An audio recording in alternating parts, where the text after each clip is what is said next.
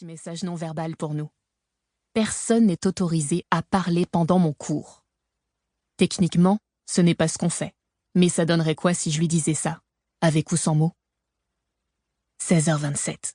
Encore 3 minutes et j'aurai ce portable. 16h28. 2 minutes. 16h29. 1 minute. Madame Murray ferme son livre. C'est terminé. Envoyez-moi ce que vous avez fait, même si ce n'est pas fini. Merde. Le contrôle. Et moi, je n'ai rien à lui rendre.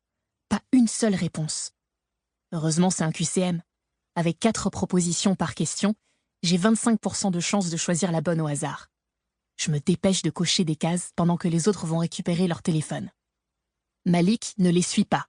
Il se déplie derrière moi, enfile son blouson en jean par-dessus son sweat à capuche et reste là. Il y a 2 ans, j'étais plus grande que lui, et maintenant, il doit se pencher pour me prendre dans ses bras. Avec son dégradé, il a l'air encore plus grand. « Merde, Brie, me dit-il, t'as quand même pas rien. » Chut. J'envoie mes réponses et lance mon sac à dos sur une épaule. J'ai répondu. Tant que tu t'en fous de te prendre une tôle, Brisy. Une tôle à ce genre de contrôle, c'est pas vraiment une tôle. J'enfonce ma casquette sur mes tempes. Mes cheveux ne ressemblent à rien en ce moment, et ça restera comme ça jusqu'à ce que Jay me refasse mes tresses. Sonny arrive au bureau de Madame Murray avant moi. Il se rue sur mon téléphone, mais Madame Murray est plus rapide. Du calme, Jackson. Elle l'appelle par son vrai prénom, qui est aussi mon nom de famille.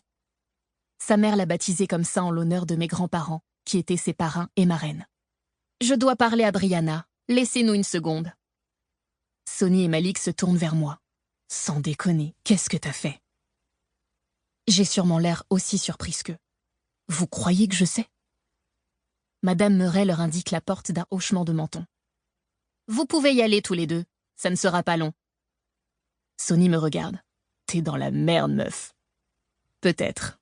Madame Murray est cool, que les choses soient claires, mais il faut pas la chercher.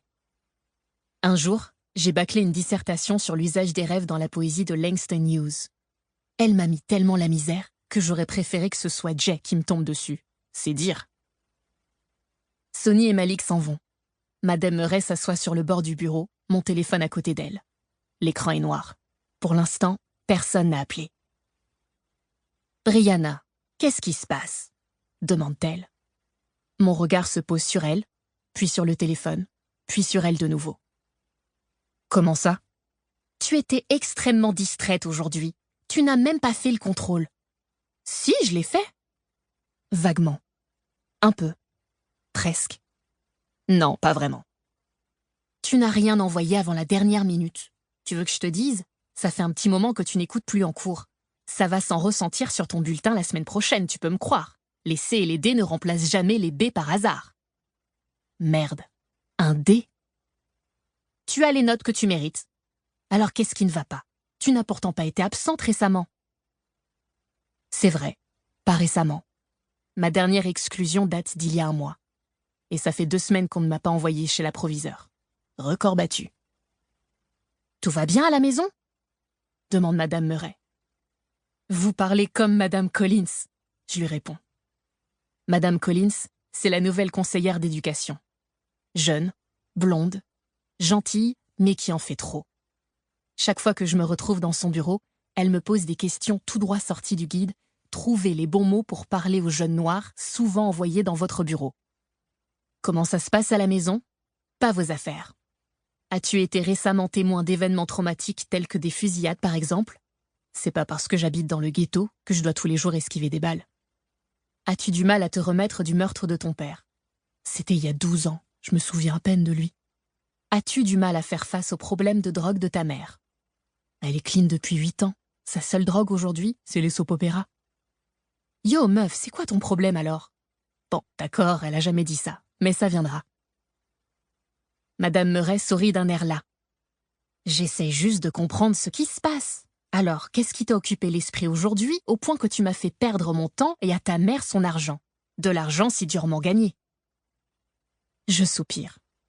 Elle ne me rendra pas ce téléphone tant que je n'aurai rien lâché. Alors d'accord, je vais parler. J'attends que DJ Hype me dise que je peux faire un battle ce soir au ring. Pour continuer à écouter ce livre audio gratuitement, cliquez sur le lien dans la description et vous pourrez l'écouter en entier sans frais grâce à l'essai de 30 jours d'Audible.